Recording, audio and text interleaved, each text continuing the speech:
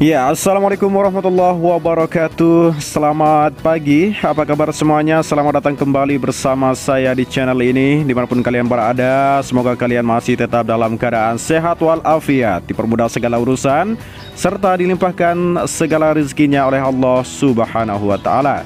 Amin ya Rabbal Alamin.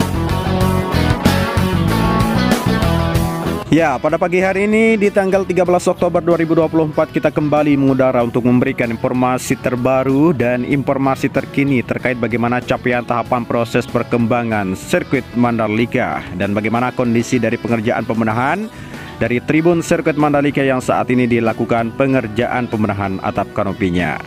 Terlebih dahulu di sini saya ingin memperlihatkan buat teman-teman semuanya ya bagaimana kondisi dari tribun zona J, tepatnya di tikungan ke-16. Apa saja di sini pembenahan yang dilakukan di bagian tribun zona J ini.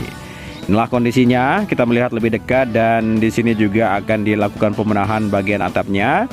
Dan kursi-kursi yang paling depan juga sebagian sudah dibongkar ya, dilepas untuk mempermudah melakukan penggalian untuk bagian tiang penyangga dari tribun nantinya.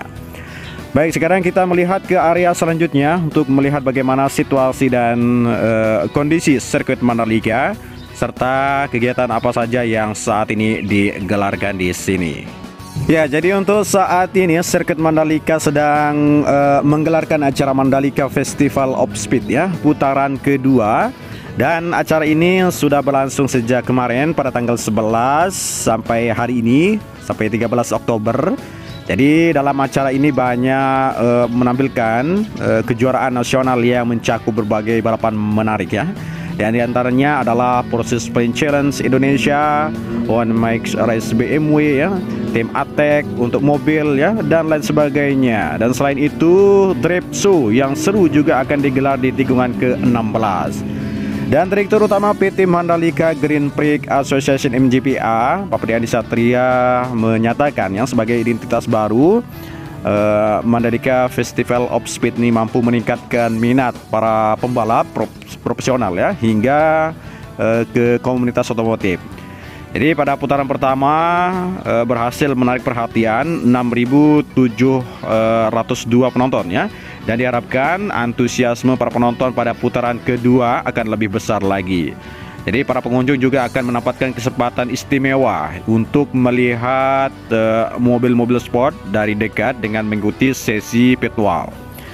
Jadi tidak kalah seru juga ya, kelas Mandiri Livin Agia tim Atek juga akan memeriahkan putaran kedua ini, di mana para pembalap akan adu kecepatan menggunakan mobil Toyota Agya, mobil yang biasa digunakan dalam program Rev dan Drive hasil modifikasi di sirkuit Mandalika nantinya.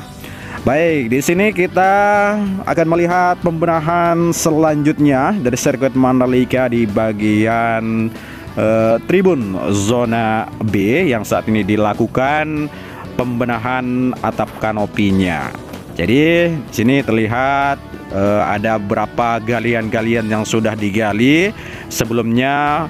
Untuk tiang dari atap tribun nantinya akan diperpanjang ke depan biar nanti para penonton nanti tidak begitu kepanasan di saat menonton balapan MotoGP 2025 yang akan datang. Jadi di sini terlihat ada beberapa alat berat ya yang dikerahkan oleh MGPA untuk membantu mengangkat alat dan material yang sudah disiapkan sebelumnya, dan alat material yang saat ini juga masih dalam perakitan ya. Setelah itu dikerahkan di sini untuk dibangun dari tiang-tiang dan alat untuk atap tribun nantinya di sini.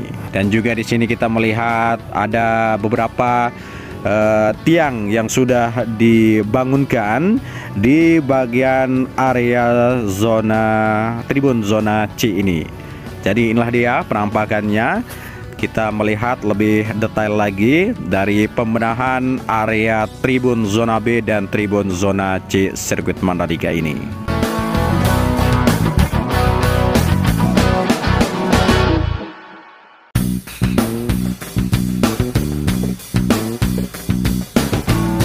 Ya, jadi sirkuit Mandalika maupun kawasan Mandalika setelah sukses menggelar MotoGP 2024 kemarin, jadi pembangunan di kawasan sirkuit Mandalika terus berlanjut dan saat ini pengerukan juga sedang dilakukan di bagian kawasan Mandalika, itu di puncak bukit Mandalika, untuk membangun villa, resort, hotel dan restoran yang akan menawarkan pemandangan yang sangat indah di pantai Kuta Mandalika Sirkuit nanti.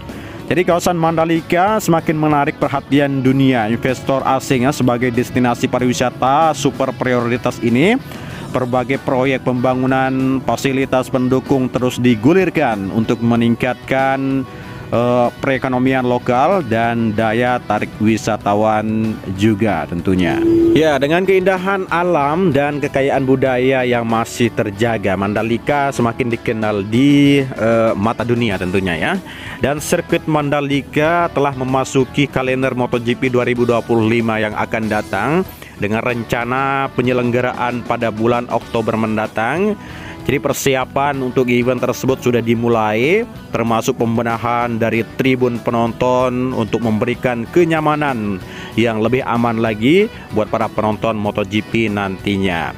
Jadi tribun zona B sedang di dalam proses pengerjaan untuk dilengkapi atapnya sehingga penonton tidak kepanasan saat menyaksikan balapan nantinya di sirkuit Mandalika ini.